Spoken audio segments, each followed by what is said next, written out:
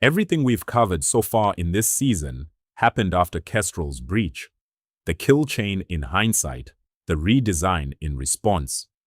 Here's a harder question. Could any of it have been caught before the fact, on a whiteboard, months before an attacker found it the hard way? The honest answer is yes, and the method that would have found it has a name, an origin at Microsoft in the late 90s, and a genuinely simple structure underneath a slightly awkward acronym, STRIDE. STRIDE was developed at Microsoft by Lauren Kornfelder and Prioritization, and later popularized more broadly by Adam Shostak, whose book on the subject remains the field's practical reference. It's a mnemonic for 6 categories of things that can go wrong in a system, each mapped to a security property it violates. Spoofing violates authentication, pretending to be something you're not. Tampering violates integrity, modifying data or code without authorization. Repudiation violates non-repudiation, being able to deny having done something because nothing proves you did. Information disclosure violates confidentiality, exposing data to someone who shouldn't see it. Denial of service violates availability, making a system unusable for legitimate users.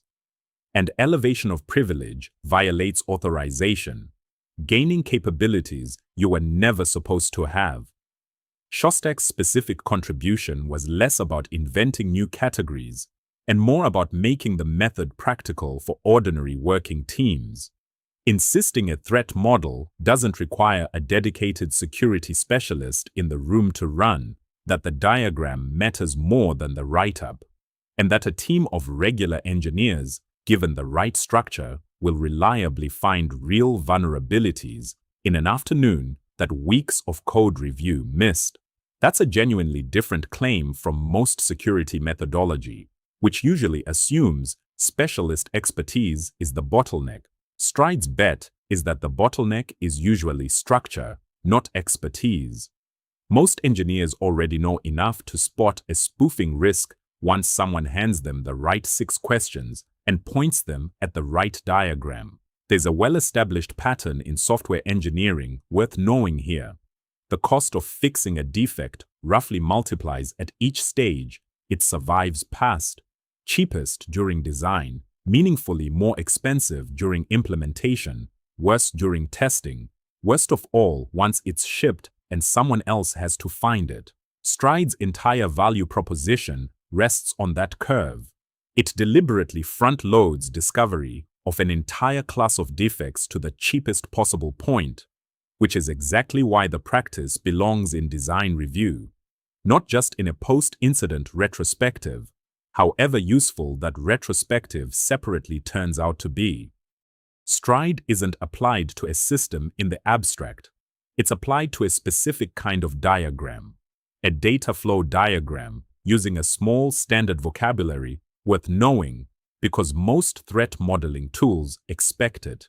External entities, users, other systems, anything outside what you're analyzing, drawn as boxes.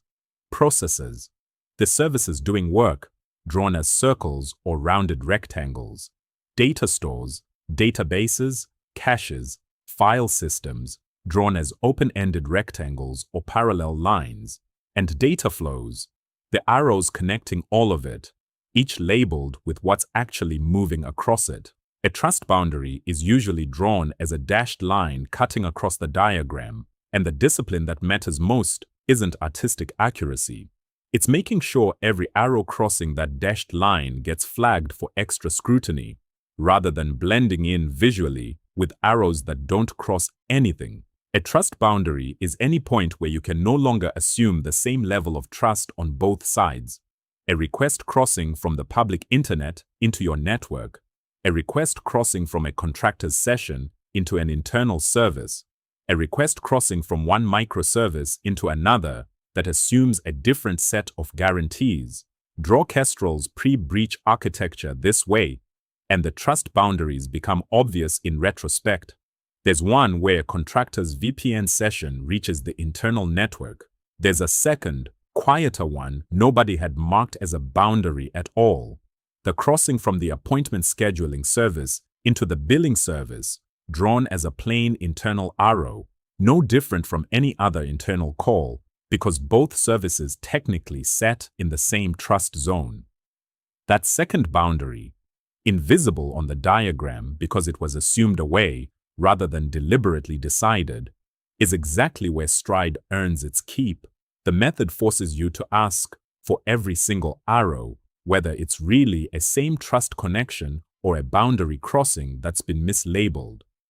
Applied to Kestrel's contractor VPN boundary, spoofing asks, can someone successfully pretend to be the contractor without actually being them? The honest pre-breach answer was yes. A phished credential was sufficient, with no additional factor tied to the specific device, no behavioral baseline flagging a login pattern inconsistent with that contractor's usual activity. A Stride session run against this boundary months before the breach would have surfaced a specific, actionable finding. Authentication here relies on a single factor that can be harvested and reused by anyone, indistinguishable from the legitimate holder once they have it. Mitigating this category is squarely what Arc 2 of this season is about. Authentication tied to more than one reusable factor. We'll get there properly in a few episodes. Applied to the billing service specifically, Tampering asks, could someone who reaches this service modify billing records without that modification being caught? This wasn't the path Kestrel's actual attacker took, but a proper Stride session doesn't only chase the vulnerability that happens to get exploited. It surfaces every plausible one, so you prioritize deliberately rather than by accident. In Kestrel's case, write access to billing records wasn't meaningfully more restricted than read access, once you'd reached the service at all. A second, independent finding sitting right next to the one that actually got used. Findings like this typically get mitigated through the data protection patterns in Arc 4, integrity controls, not just access controls. This is the category that made Kestrel's actual incident response slower than it needed to be, and it's the one teams skip most often because it feels less urgent than the others. Repudiation asks, if something happens, can you prove, after the fact, exactly who did it and when? Kestrel's logging captured that requests had occurred between the scheduling and billing services, but not which specific identity had issued each one, because the services were authenticating each other loosely, at the network level rather than the request level. Reconstructing the attacker's actual path during the investigation took days longer than it should have, specifically because of this gap. A Stride session would have flagged it independently of anything else on this list.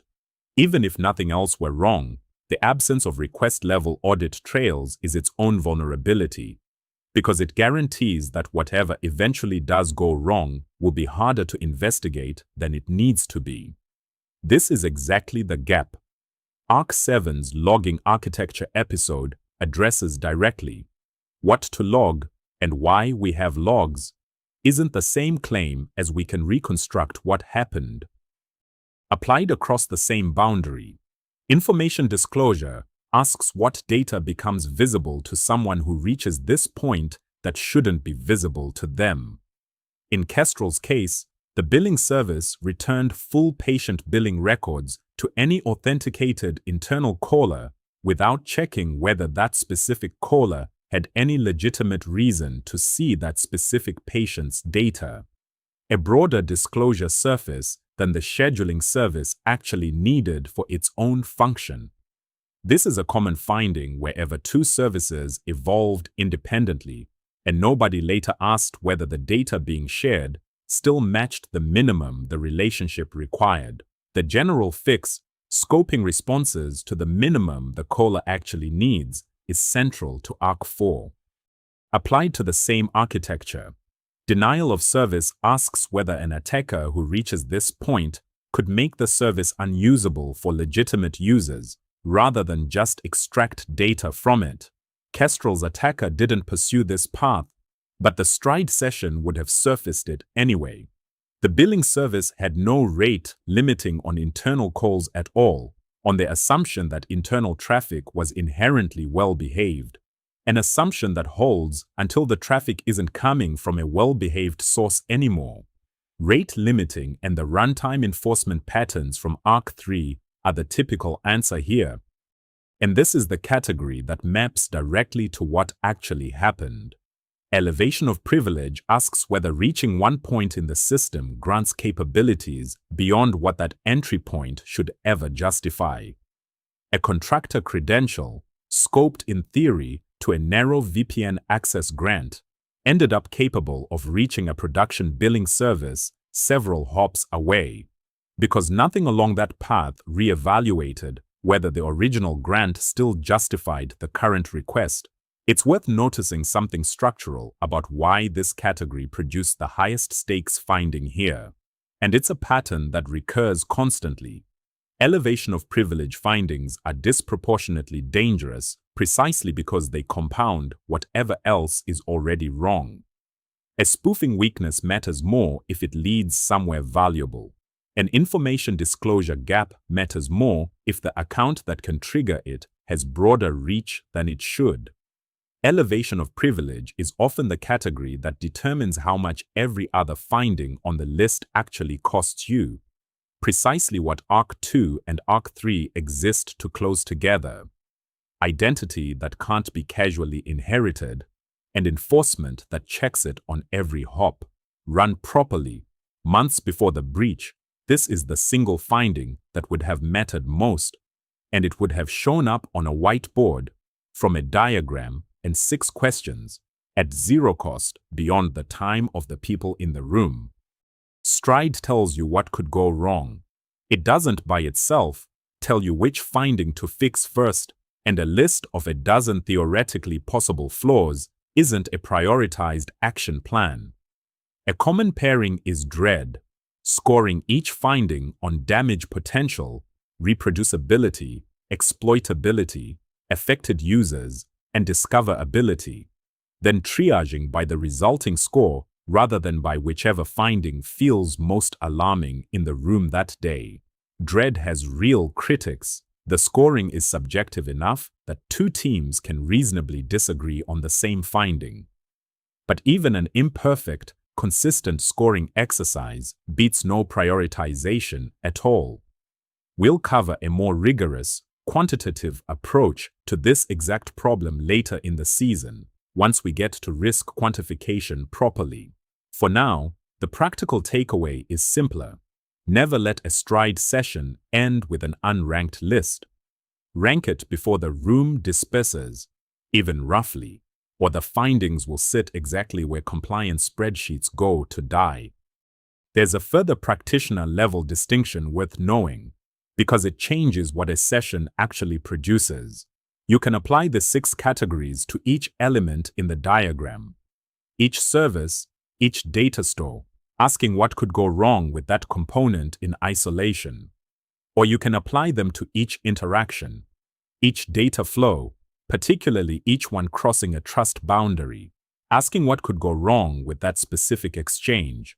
Element-based analysis is faster and gives broader coverage per hour spent, but it can miss exactly the kind of flaw that sank Kestrel, because the billing service and the scheduling service, analyzed independently as elements, might each look reasonably solid. The vulnerability only exists in the relationship between them, the assumption baked into that one arrow on the diagram. Interaction-based analysis, focused specifically on boundary crossings, is slower per element, but is what actually catches this class of flaw.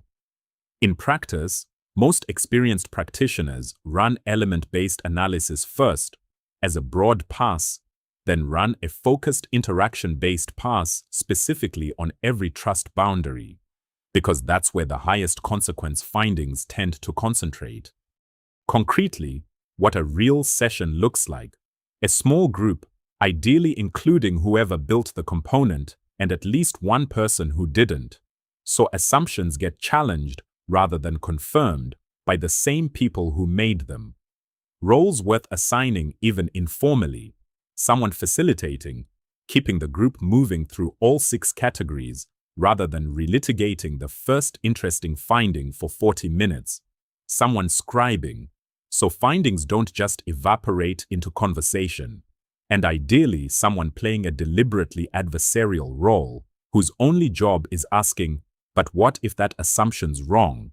Every time the room seems satisfied. That adversarial seat is often the most valuable one in the room, and it's frequently the one teams skip because nobody enjoys being the person who keeps poking holes in their colleague's design. Someone draws the data flow diagram, marking every trust boundary explicitly on the diagram itself, not implicitly in someone's head. Tooling helps, but isn't required.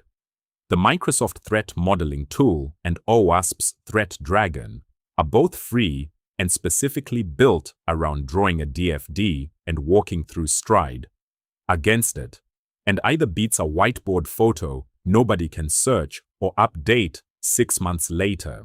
What matters far more than the tool is that findings get captured somewhere durable and revisited, not that the diagram itself is polished. Whatever tool or format you settle on, the artifact should outlive the meeting it was produced in. A threat model nobody can find, 8 months later provides exactly as much protection as one that was never drawn. A session against a moderately complex service typically takes 2 to 4 hours, and the highest value time to run it is during design, before code exists to make flaws expensive to fix. Though a retroactive session, like the one we just walked through against Kestrel, still has real value for identifying what to fix in an existing system. It's worth being honest about Stride's actual limitations, because oversold tools get abandoned the first time they disappoint someone. Stride is strong at surfacing individual, technical, component level, or boundary level flaws. It's considerably weaker at catching business logic abuse, a sequence of individually legitimate actions combining into something the system never intended, where no single step spoofs, tampers, or elevates anything. It's also weaker at showing how several individually modest findings chain together into one serious attack path, because Stride analyzes each element and boundary somewhat independently, rather than modeling an adversary's full journey through the system. There's also a practical limitation with nothing to do with theoretical coverage. Stride sessions produce diminishing returns past a certain system size. Walking through 6 categories against every element and boundary in a genuinely large system, all at once, becomes exhausting and error-prone well before it becomes comprehensive. Most teams land on scoping sessions to a single service or a single significant change at a time, rather than attempting the entire estate in one sitting. Smaller, more frequent sessions consistently surface more real findings than one heroic attempt to threat model everything at once. That first limitation is exactly why the next episode exists. Attack trees and kill chains. Take the individual findings, Stride surfaces, and ask how an adversary would actually string them together into a working attack. Start to finish, Stride finds the flaws. Attack trees find the paths. 4 mistakes recur. First, running Stride once at initial design and never again, while the actual system keeps changing underneath a threat model that was accurate on the day it was drawn and increasingly fictional every month after. Second, treating every finding as equally urgent, producing a list too long for anyone to act on that gets quietly ignored. Third, running the session with only the people who built the system in the room, reproducing exactly the blind spots that let a flaw like Kestrel's trust assumption go unquestioned in the first place. And fourth, subtler than the other 3, running Stride against the diagram you wish you had, rather than the one you actually have. It's tempting, especially with the system's own builders in the room, to draw the DFD slightly more idealized than reality, smoothing over a shortcut taken under deadline pressure, or a manual step nobody documented. The session is only as useful as the diagram is honest, and an idealized diagram will faithfully find zero vulnerabilities in a system that doesn't actually exist. We now have a full list of individual flaws in Kestrel's pre-breach design: the spoofable credential, the missing audit trail, the unbounded elevation from contractor access to production billing data. What we don't have yet is the answer to a different question. How would an actual adversary chain these together into the 6-week intrusion we opened the season with? That's next episode. If you're building systems that need to survive being breached, not just avoid it, subscribe, and I'll see you in the next one.